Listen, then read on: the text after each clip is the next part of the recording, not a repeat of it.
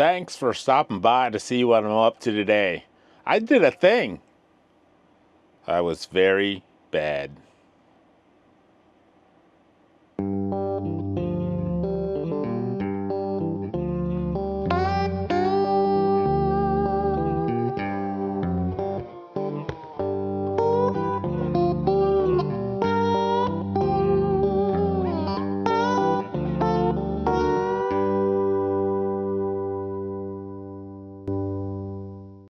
Look at that thing. It's a rat's nest.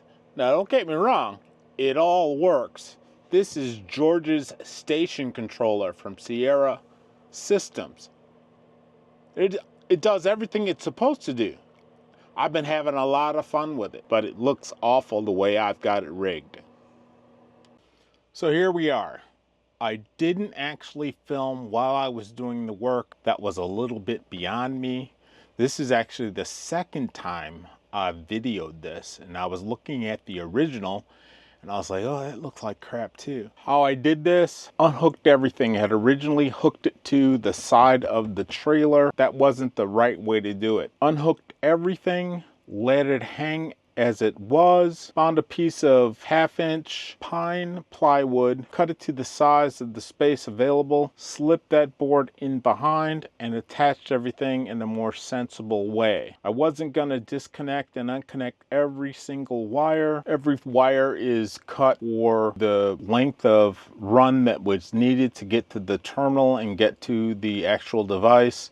There are terminal connections on the end to help the wires not break and fray. But I did get a chance to clean up some things down here.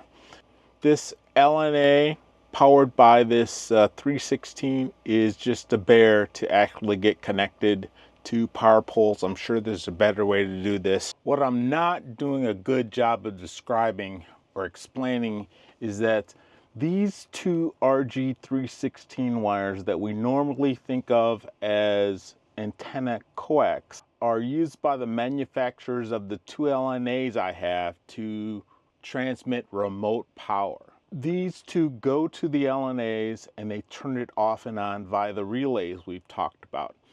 They're a bugger for me to connect to Anderson power poles. So I didn't say it right in the beginning. This is Sierra Radio Systems. This is the Pi. It's connected to the other components via the DCN network, basically cat cable. The Raspberry Pi host adapter. It's got 3 connections for Ethernet cable to the DCN network. Raspberry Pi is a normal Pi that you see every day. Allows me to connect peripherals. Here's my antenna switch connected to it. Power can go in either way, barrel jack or power poles. I've got a Heltec lower board. The antenna is built onto the board. Here are other connections for communications. Up from the left, we have a West Mountain Radio rig runner. Most of the power is coming through there. Below that is a regulator.